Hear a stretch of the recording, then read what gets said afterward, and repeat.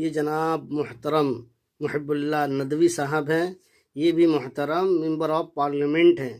جب انہیں موقع ملا تو انہوں بھی حکومت کو خوب آئینہ دکھایا اور وقف کے سلسلے میں حکومت کا منشا اور ارادہ کیا ہے اس کو بھی واضح کرنے کی کوشش کی ہے۔ مولانا نے بہت شاندار گفتگو کی ہے۔